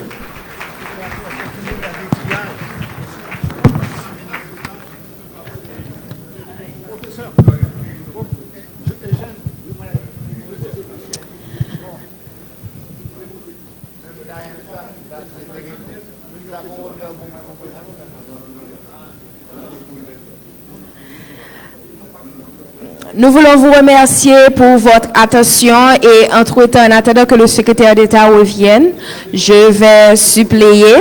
Et sur ce, je vais annoncer l'arrivée de Dr Augustin qui va vous donner les consignes pour l'organisation des ateliers. Dr Augustin, sous vos applaudissements, mesdames et messieurs.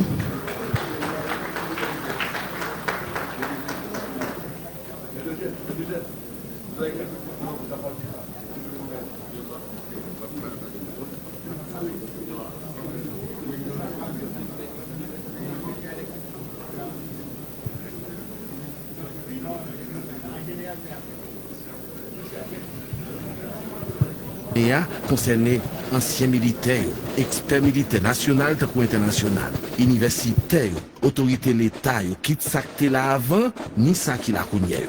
La main ouvrière, parole ça concerne les femmes, jeunes, businessmen, artistes et la prière. Parce que la sécurité. Je vais donc vous expliquer les modalités que nous allons adopter pour ces travaux en atelier. C'est pratiquement la ligne droite, la dernière ligne droite pour cette journée. C'est la dernière activité que nous aurons à accomplir. Nous avons 4 ateliers. Atelier 1, je vous lis les thèmes qui seront débattus dans chaque atelier. Chaque thème par atelier. Atelier 1, rôle et importance des forces armées. Quelle garantie contre les dérives du passé? Je reprends le thème qui sera débattu. Atelier 1, rôle et importance des forces armées. Quelle garantie contre les dérives du passé? Atelier 2. Profil des futurs soldats et officiers. Importance de la vérification des antécédents. Je reprends. Atelier 2. Profil des futurs soldats et officiers. Importance de la vérification des antécédents. Atelier 3. La place des femmes dans les forces armées. Respect du quota. Problématique du genre. Je reprends. Atelier 3. La place des femmes dans les forces armées. Respect du quota. Problématique du genre. Atelier 4. Relations FADH, PNH. Comment éviter les conflits de compétences et ou la concurrence? Je reprends pour les travaux en atelier 4. Relations Forces armées d'Haïti, Police nationale d'Haïti. Quelle relation?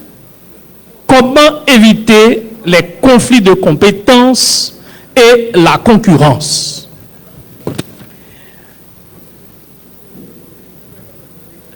Les ateliers seront animés et je vais citer les animateurs et vous verrez les secrétaires qui vont brandir les indicateurs où les ateliers seront localisés.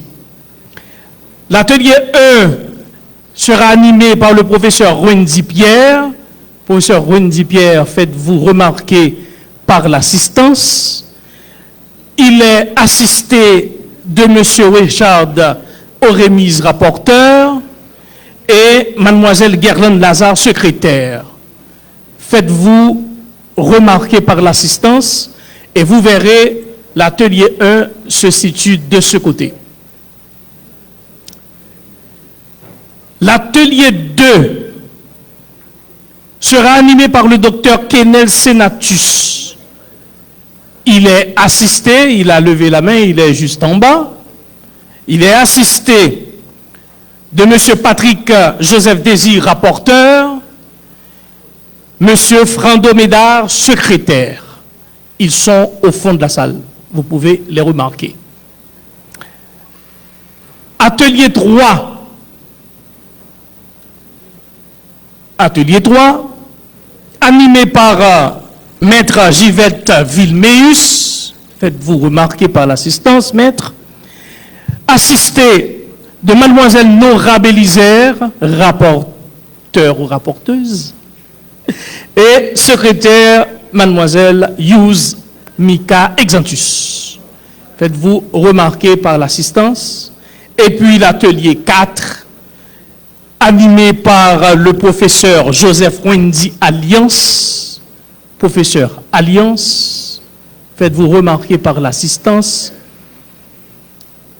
parce que l'atelier 4, c'est de l'autre côté. Il est assisté de mademoiselle Tara Roudelet Jean-Pierre et de mademoiselle Marite Myrta Gentil. Vous avez noté les thèmes des ateliers, donc vous pouvez vous diriger vers l'atelier de votre choix. Nous allons donc vous accorder une dizaine de minutes pour réagencer la salle en atelier. On va le faire au pas militaire pour que les 10 minutes vraiment soient 10 minutes et puis que les travaux puissent démarrer dans les 10 minutes qui suivent. Donc, suivez, je reprends rapidement. L'atelier 1, faites-vous remarquer, atelier 1, rôle et importance des forces armées, quelle garantie contre les dérives du passé? Si vous êtes intéressé à cet atelier, vous suivez les membres de cet atelier, le professeur Wendy Pierre. Vous pouvez un petit peu arranger la salle pour vous mettre ensemble pour pouvoir démarrer les discussions.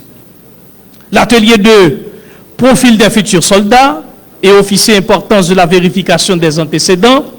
Merci de suivre le docteur Kenel Senatus, tous ceux-là qui sont intéressés par cet atelier.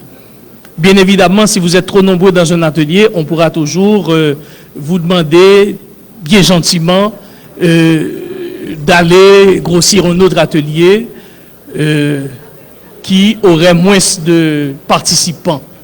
Question d'équilibre. L'atelier 3, maître Gilberte Vilmeus, assisté de mademoiselle Nora Bélisère et mademoiselle Yous Mika Exantus. Faites-vous voir. Rejoignez, s'il vous plaît, l'atelier 3, tous ceux-là qui sont intéressés par le thème « La place des femmes dans les forces armées, respect du quota, problématique du genre ». Cela ne voudrait pas dire que toutes les femmes doivent se retrouver dans cet atelier. Ce n'est pas une obligation. L'atelier 4, suivez M. Joseph Alias, atelier 4 est dans la salle contiguë. Ceux-là qui sont intéressés à l'atelier 4, relations FADH-PNH, comment éviter les dérives, comment éviter les conflits de compétences et la concurrence. L'atelier 4 se trouve dans l'autre salle pour ceux-là qui sont intéressés à débattre dans cet atelier-là, cette question. Donc,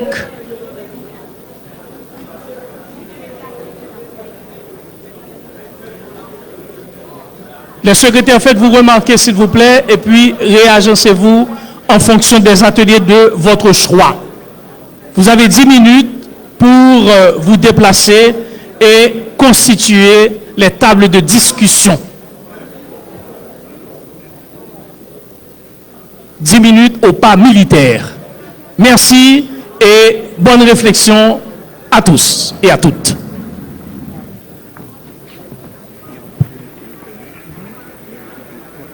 Est l'affaire de tous. 21, 22 et 23 août au Caribbean Convention Center, le ministère de la Défense avec l'appui du gouvernement et de la primature vous invite à prendre part au grand forum national sur la vision et l'avenir des forces armées d'Haïti. 3 journées pour imaginer, proposer et bâtir ensemble les fondations de l'armée de demain pour Haïti. Pas de pays, pas de Haïti sans l'armée. FADH, Nation, force, discipline, service. Nous te voulons, chère patrie, puissante et forte à tous les yeux. 21, 22, 23 août, nous invitons les gens qui sont intéressés et qui ont connaissance pour ça dans un gros forum pour nous venir débat, pour nous connaître qui l'armée nous voulons pour le pays d'Haïti dans le 21e siècle. De 1804 à 2026, le monde a changé. Les menaces ne sont plus les mêmes. Les défis ont évolué. Alors, une question est posée. Quelle orientation on doit se donner pour notre défense et notre sécurité nationale? Quelle armée voulons-nous laisser attachée aux valeurs de la République, une armée moderne capable de protéger nos frontières, notre souveraineté, nos institutions et notre avenir, pièce groupe moun, pas capoter réponse pour compte. Parole là, mais concerné ancien militaire, expert militaire national ou international, universitaire, autorité l'État, quitte ça que là avant, ni ça qui la connaît. La main ouvrière, parole ça concerne femmes, jeunes, businessmen, artistes et la trier. Parce que la sécurité d'une nation est l'affaire de tous. 21, 22 et 23 août au Caribbean Convention Center, le ministère de la Défense avec l'appui du gouvernement et de la primature vous invite à prendre part au grand forum national sur la vision et l'avenir des forces armées d'Haïti. 3 journées pour imaginer, proposer et bâtir ensemble les fondations de l'armée de demain pour Haïti. Pas de pays, pas de Haïti, salamé. FADH, Nation, force, discipline, service. Nous te voulons, chère patrie, puissante et forte à tous les yeux. 21, 22, 23 août, nous invitons moun qui intéressé et qui a connaissance pour ça dans un gros forum pour nous venir débattre, pour nous connaître qui l'armée nous voulait pour le pays d'Haïti dans le 21e siècle. Ça. De 1804 à 2026, le monde a changé. Les menaces ne sont plus les mêmes. Les défis ont évolué. Alors, une question est posée. Quelle orientation on doit se donner pour notre défense et notre sécurité nationale? Quelle armée voulons-nous laisser aux générations qui viendront après nous? Une armée forte, mais toujours au service du peuple. Une armée disciplinée, profondément attachée aux valeurs de la République. Une armée modicieuse et latriée. Parce que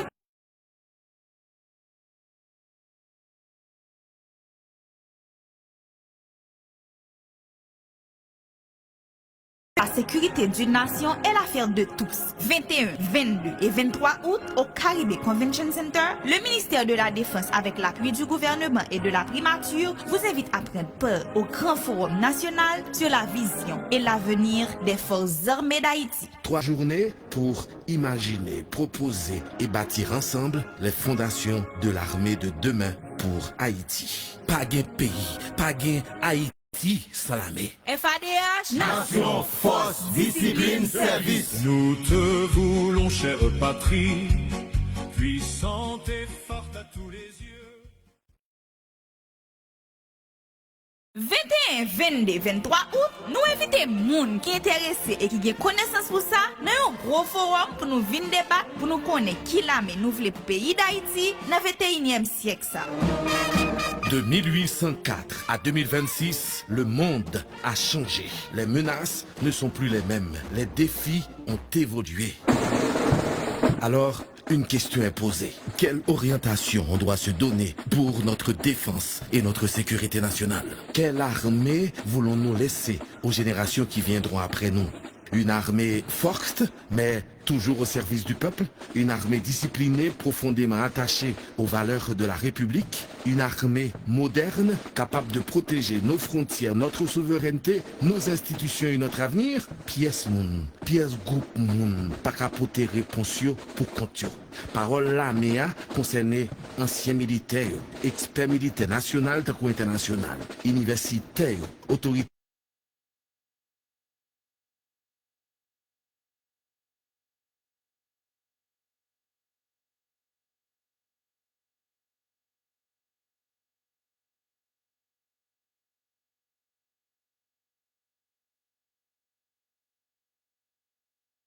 Quitte ça que là avant, ni ça qui la connaît. 21, 22, 23 août, nous invitons moun qui intéressé et qui a connaissance pour ça dans un gros forum pour nous venir débattre, pour nous connaître qui l'armée nous voulait pour le pays d'Haïti dans le 21e siècle. Ça. De 1804 à 2026, le monde a changé. Les menaces protéger nos frontières, notre souveraineté, nos institutions et notre avenir, pièce groupe moun, pas capoter réponse pour compte. Parole là, mais concerné anciens militaires, experts militaires national ou international, universitaires, autorités l'État, quitte ça que là avant, ni ça qui la connaît. La ouvrière, parole ça concerne femmes, jeunes, businessmen, artistes et latriers. Parce que la sécurité d'une nation est l'affaire de tous. 21, 22 et 23 août, au Caribé Convention Center, le ministère de la Défense, avec l'appui du gouvernement et de la primature, vous invite à prendre part au grand forum national sur la vision et l'avenir des forces armées d'Haïti. 3 journées pour imaginer, proposer et bâtir ensemble les fondations de l'armée de demain pour Haïti. Pas gain pays, pas gain Haïti sans l'armée. FADH, Nation, force, discipline, service. Nous te voulons, chère patrie, puissante et forte à tous les yeux.